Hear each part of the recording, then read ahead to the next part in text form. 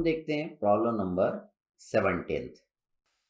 तो देखिए, for a material Young modulus is given, that is 1.2 into 10 to the power 5 newton पर mm square. Poisson's ratio is given 0.25। Calculate the bulk modulus निकालना है।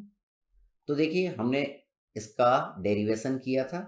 E is equal to 3k 1 minus 2 mu. E is given, mu is given, के हमको निकालना है।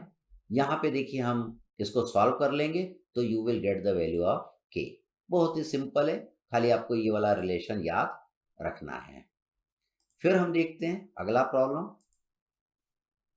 Problem number 18।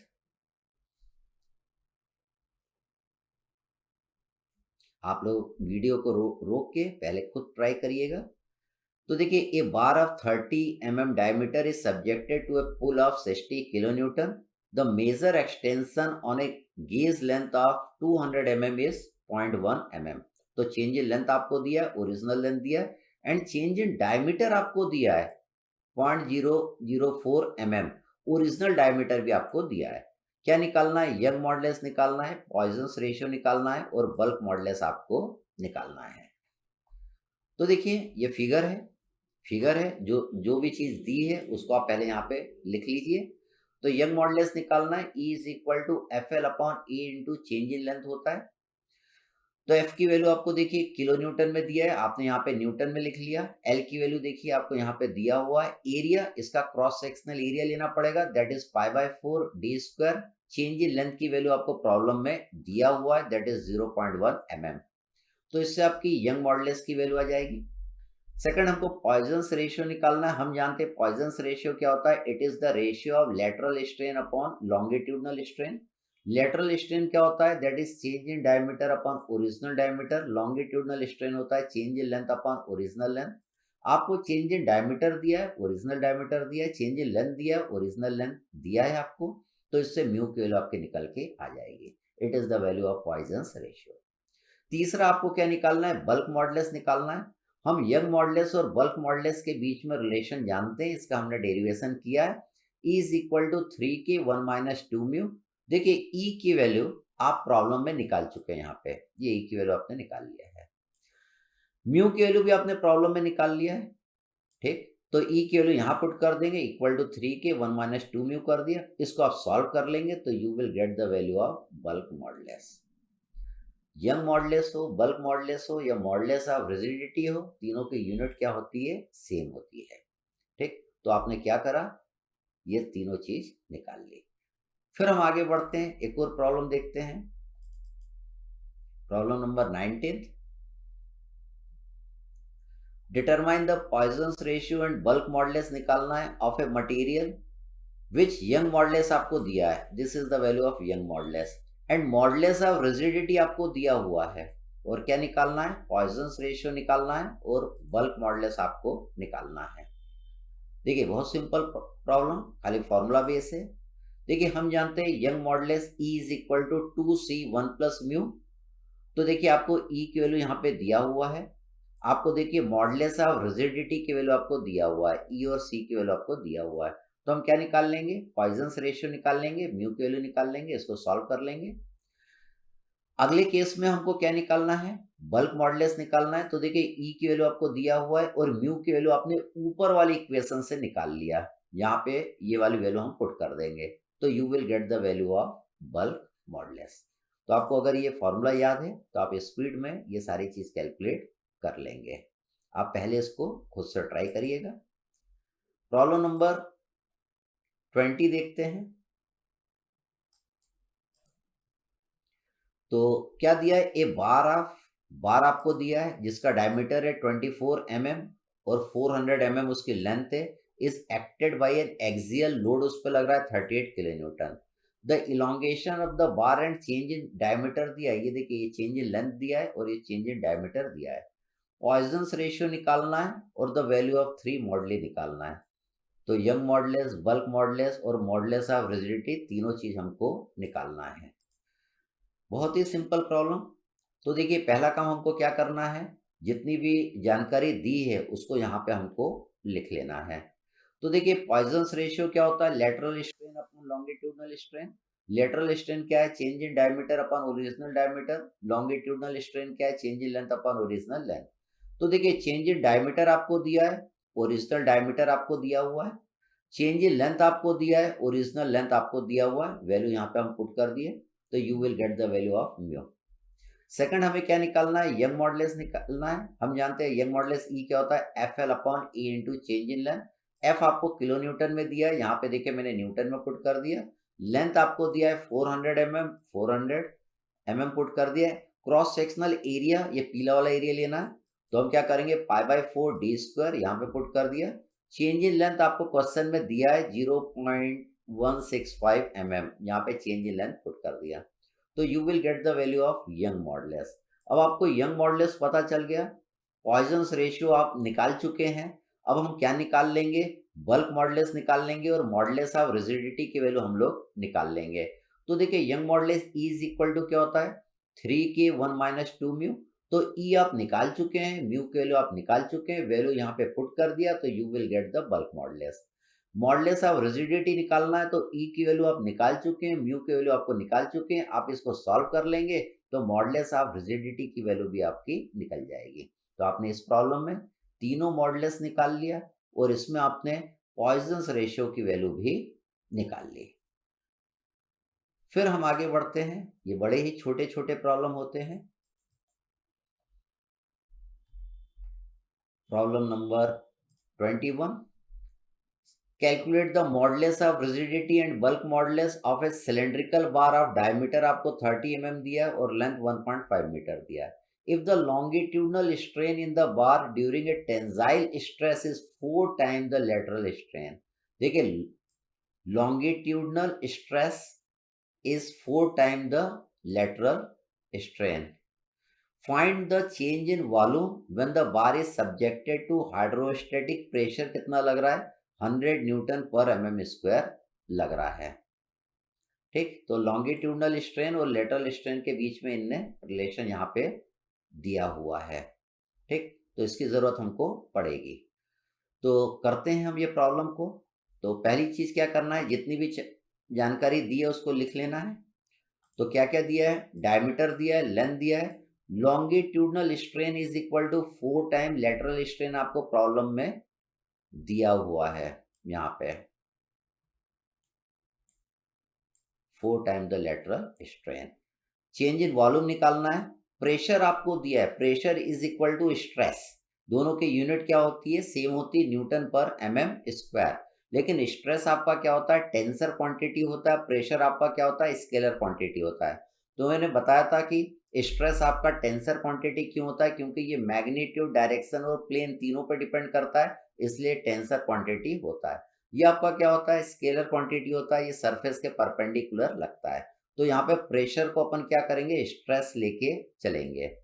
जब हम fluid mechanics पढ़ते हैं उस केस में भी हमको बल्क मॉडुलस निकालना पड़ता है, तो उस केस में हम pressure divided by volumetric strain लिखते हैं। स्ट्रेंथ ऑफ मटेरियल में हम क्या करते हैं, direct stress upon volumetric strain लिखते हैं बल्क मॉडुलस को। तो यहाँ पे pressure will be equal to stress हो जाएगा, ई की वैल्यू आपको दिया हुआ है। तो देखिए म्यू इज इक्वल टू क्या होता है, lateral strain upon longitudinal strain होता है। लॉन्गिट्यूडनल स्ट्रेन इसने दिया है, that is 4 times lateral strain. तो यहाँ से लेटरल स्ट्रेन कट जाएगा, तो म्यू की वैल्यू आ जाएगी आपकी 0.25। सेकंड हमें क्या निकालना है, मॉडुलस ऑफ रिजिडिटी निकालना है। तो आपको प्रॉब्लम में ई की वैल्यू दिया हुआ है 1 × 10⁵ यहाँ पुट कर देंगे। म्यू की वैल्यू आप निकाल चुके हैं, म्यू की वैल्यू यहाँ पे पुट कर देंगे, तो you will get the value of modulus of rigidity, जिसको हम शियर मॉडुलस भी कहते हैं। इसकी वैल्यू आपकी इतनी आ जाएगी 40,000 मेगा पास्कल। तीसरे केस में हमको बल्क मॉडुलस निकालना है, दैट इज के निकालना है। तो यंग मॉडुलस देखिए आपको दिया हुआ है क्वेश्चन में, म्यू की वैल्यू आप निकाल चुके हैं, यहाँ पे आप पुट कर देंगे, इसको सॉल्व कर लेंगे, तो you will get the value of bulk modulus के। इसके बाद हमें अगली चीज निकालना है, चेंज इन वॉल्यूम निकालना है। चेंज इन वॉल्यूम निकालना है, हम जानते हैं बल्क मॉडुलस के क्या होता है, direct stress upon volumetric strain. तो K is equal to sigma divided by change in volume upon original volume. तो change in volume upon volume is equal to sigma divided by K. यहाँ पे sigma sigma will be equal to pressure के जितना आ जाएगा। दोनों के unit देखिए same है, न्यूटन पर mm स्क्वायर स्ट्रेस की भी होती है और प्रेशर की भी होती है। हमें तो चेंज इन वॉल्यूम निकालना है। के की वैल्यू आप निकाल चुके हैं, के की वैल्यू आपने यहाँ पे पुट कर दिया। वॉल्यूम ऑफ सिलेंडर आप जानते हैं π/4 d स्क्वायर इंटू लेंथ या इंटू हाइट कर देंगे, π/4 d square into length. Length आपको दिया हुआ है दैट इज 1.5 मीटर। इसको देखे यहाँ पे mm में मैंने पुट कर दिया। तो इससे you will get the value of change in volume. ये आपका आ जाएगा 1588.8 mm³। ये आपका आ गया चेंज इन वॉल्यूम। फिर देखते हैं नेक्स्ट प्रॉब्लम, प्रॉब्लम नंबर 22। तो इसने बोला है in an experiment a bar of 30 mm diameter is subjected to a pull of 60 kilonewton. The major extension on a gauge length इतना दिया है is 0.09 mm। Change in length आपको दिया है, गेज लेंथ दिया है। चेंज इन डायमीटर आपको दिया हुआ है, ओरिजिनल डायमीटर भी आपको दिया हुआ है। कैलकुलेट द पॉइजन्स रेशियो निकालना है एंड द वैल्यू ऑफ 3 मॉडली आपको निकालना है। तीनों मॉडल्स निकालना है आपको। बिल्कुल सिंपल प्रॉब्लम। तो देखिए पहले जितनी जानकारी आपको दी है वो सारी जानकारी आप लिख लेंगे। ठीक है, ये आपने यहाँ पे सारा diameter, force, length, change in diameter लिख लिया। हमें पॉइजन्स रेशियो निकालना है, म्यू निकालना है। पॉइजन्स रेशियो क्या होता है? It is the ratio of lateral strain to that of longitudinal strain. तो देखिए लेटरल स्ट्रेन यहाँ पे मैंने निकाला है change in diameter upon original diameter, ये आपका इतना आ गया। लॉन्गिट्यूडनल स्ट्रेन मैंने निकाला है change in length upon original length, तो लॉन्गिट्यूडनल स्ट्रेन की वैल्यू भी आपकी यहाँ पे आपकी निकल गई। ये वैल्यू देखिए यहाँ पे मैंने पुट कर दिया लेटरल स्ट्रेन और लॉन्गिट्यूडनल स्ट्रेन की वैल्यू, तो निकल के आ गया आपका पॉइजन्स रेशियो। आपको यंग मॉडुलस निकालना है। आप जानते हैं E is equal to FL upon E into change in length होता है। तो देखिए फोर्स की वैल्यू आपको दी हुई है प्रॉब्लम में 60 किलो न्यूटन, इसको मैंने यहाँ पे न्यूटन में पुट कर दिया। लेंथ आपको दिया हुआ है प्रॉब्लम में mm में, तो mm में पुट कर दिया। एरिया आप लिखेंगे π/4 d स्क्वायर, तो डायमीटर आपको दिया हुआ है प्रॉब्लम में दैट इज 30 mm। और चेंज इन लेंथ आपको प्रॉब्लम में दिया हुआ है दैट इज 0.09 mm। तो इससे you will get the value of Young modulus. Second हमको बल्क मॉडुलस निकालना है। तो यंग मॉडुलस और बल्क मॉडुलस के बीच में रिलेशन हम जानते हैं E is equal to 3k1 - 2 mu. तो देखिए E की वैल्यू आप निकाल चुके हैं, म्यू की वैल्यू आप निकाल चुके हैं, इसमें हम पुट कर देंगे फॉर्मूले में, तो you will get the value of bulk modulus. आपको निकालना है मॉडुलस ऑफ रिजिडिटी, जिसको हम शेयर मॉडुलस भी कहते हैं। तो ये रिलेशन आप जानते हैं। यहाँ पे E की वैल्यू आप पुट कर देंगे, यहाँ पे आप म्यू की वैल्यू पुट कर देंगे, तो you will get the value of modulus of rigidity also. तो बिल्कुल सिंपल प्रॉब्लम था ये, खाली ये रिलेशन आपको ध्यान में रखना है। अगला प्रॉब्लम हम करते हैं, प्रॉब्लम नंबर हम देखते हैं डेट इज 24।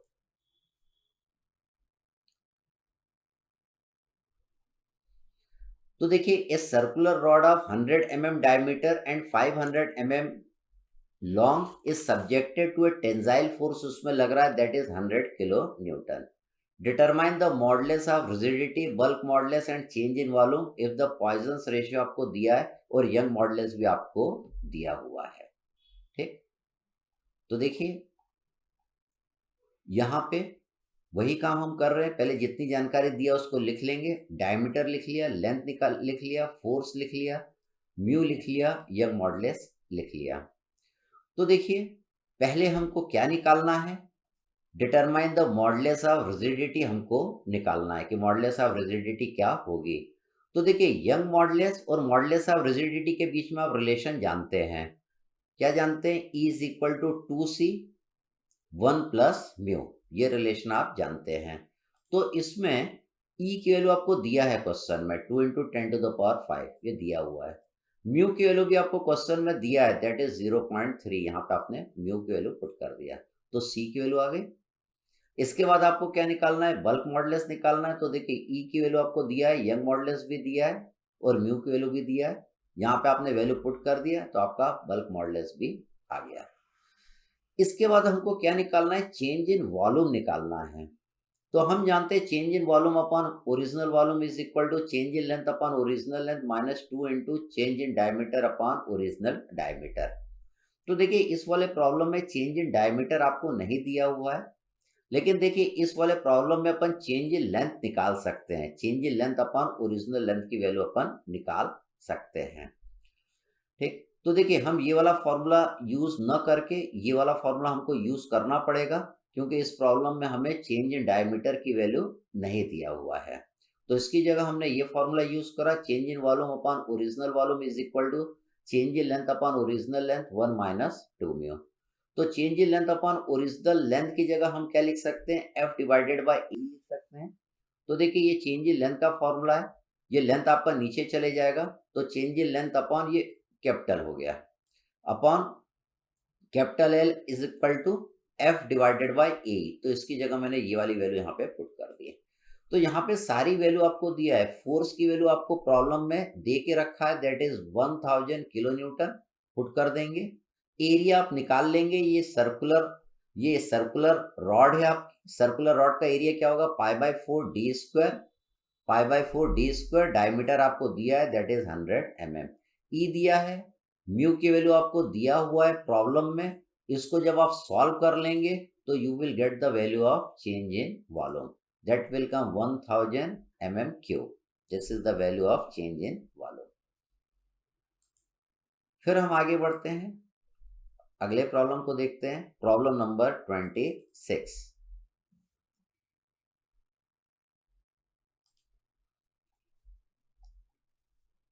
तो पहले ही आप खुद से ट्राई करिएगा।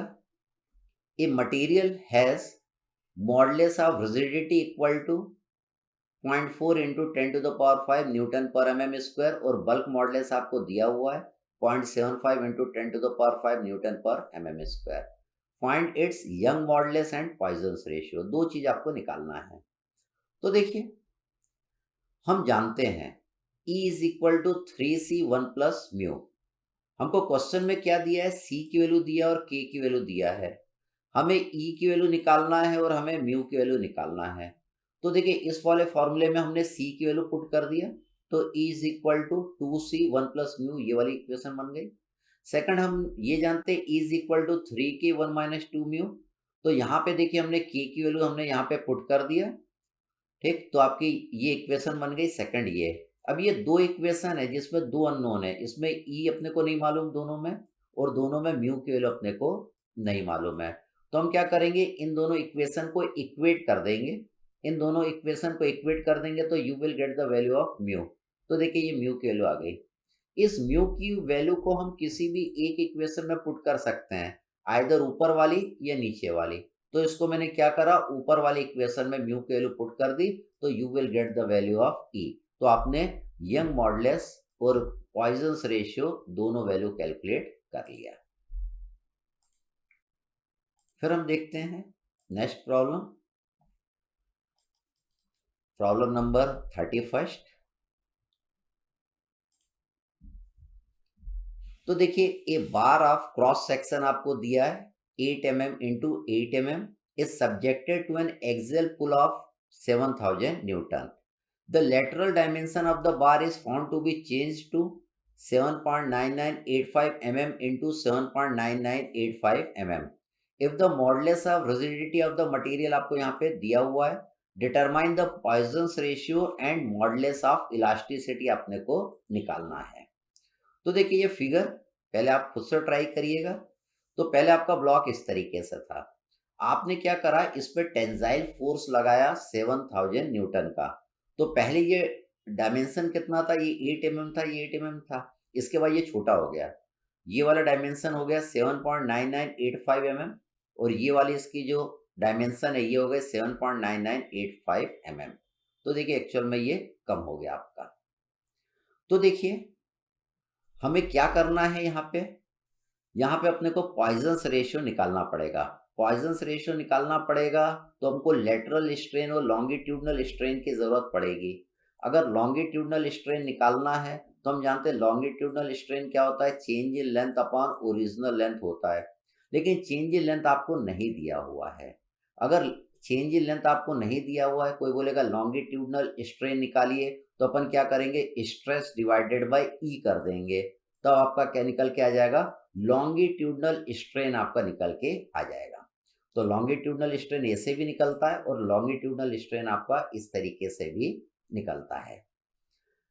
अब देखिए हम कैलकुलेट करते हैं, हम जानते हैं स्ट्रेस क्या होता है, force per unit resisting area. तो देखिए फोर्स आपको दिया है, एरिया 8 इंटू 8 कर दिया, तो स्ट्रेस की वैल्यू आपकी निकल के आ गई। हमको लॉन्गिट्यूडनल स्ट्रेन की जरूरत है, तो लॉन्गिट्यूडनल स्ट्रेन क्या होता है, change in length upon original length. तो चेंज इन लेंथ नहीं दिया है, इसलिए मैंने क्या करा, स्ट्रेस डिवाइडेड बाय ई करा है, that is equal to sigma divided by E. तो ये सिग्मा की वैल्यू हम जानते हैं, ये सिग्मा की वैल्यू हम जानते हैं, ई निकालना है। Lateral strain is equal to mu into longitudinal strain होता है। तो देखिए लॉन्गिट्यूडनल स्ट्रेन की जो वैल्यू है मैं यहाँ पे पुट कर दूंगा, तो lateral strain is equal to mu into sigma by E आ गया। लेटरल स्ट्रेन क्या होगा, change in b upon original b हो जाएगा, that is equal to mu into sigma by E हो गया। Change in b that is 8 minus 7.9985। ये width में जो चेंज आया, पहले ये था बाद में ये हो गया, तो चेंज इन विड्थ आ गया, डिवाइडेड बाय 8 बराबर ये आपका हो गया। अब देखिए इसको जब आप सॉल्व करेंगे तो इसकी वैल्यू देखिए इतना आ जाएगी, is equal to this much. Sigma की वैल्यू आप निकाल चुके हैं, ये स्ट्रेस की वैल्यू देखिए यहाँ पे आप निकाल चुके हैं, ये स्ट्रेस की वैल्यू हम क्या करेंगे, यहाँ पे पुट कर देंगे, तो आपकी ये वाली इक्वेशन बन जाएगी। ये इक्वेशन आपकी बन गई। आपको देखिए ई और म्यू की वैल्यू निकालना है, तो ये एक इक्वेशन है और दो अननोन है, तो इस इक्वेशन से तो ई और म्यू की वैल्यू नहीं निकल पाएगी, तो हम यहाँ पे लिख सकते हैं E is equal to mu into ये वाली टर्म हम लिख सकते हैं। ये आपकी बन गई इक्वेशन नंबर 1। अब हमें एक और इक्वेशन बनाना रहेगा। हम जानते हैं Young modulus E is equal to 2c1 plus mu, ये रिलेशन हमने देखा है। तो देखिए इस वाले प्रॉब्लम में आपको मॉडुलस ऑफ रिजिडिटी की वैल्यू दिया हुआ है, modulus of rigidity that is share modulus की वैल्यू आपको दिया हुआ है। तो यहाँ पे हमने एक और इक्वेशन बना लिया, E is equal to 2 into 0.8 into 10 to the power 5 1 plus mu, ये इक्वेशन नंबर 2 बन गई। तो इसमें भी ई और म्यू है, इसमें भी ई और म्यू है, हम दोनों ई को इक्वेट कर देते हैं, हम दोनों ई को इक्वेट कर देते हैं। तो देखिए दोनों ई को मैंने यहाँ पे इक्वेट कर दिया, दोनों ई की वैल्यू को मैंने इक्वेट कर दिया, तो ये एक इक्वेशन बन गई जिसमें एक ही अननोन है दैट इज म्यू। इसको अपन सॉल्व कर लेंगे तो you will get the value of mu. अगर आपको म्यू की वैल्यू पता चल गई है तो ये म्यू की वैल्यू देखिए मैंने सेकंड इक्वेशन में मैंने ये पुट कर दिया, ये सेकंड इक्वेशन है, इसमें मैंने यहाँ पे म्यू की वैल्यू पुट कर दिया, तो you will get the value of Young modulus. तो इस तरीके से आपने यंग मॉडुलस और बल्क मॉडुलस इस वाले प्रॉब्लम में कैलकुलेट कर लिया। तो उसके लिए ये फिगर थोड़ा आप ध्यान से देखिएगा, एक्चुअल में ये कैसा था फिगर, फोर्स लगाने के बाद इसके डायमेंशंस किस तरीके से चेंज हुए। Okay, thank you.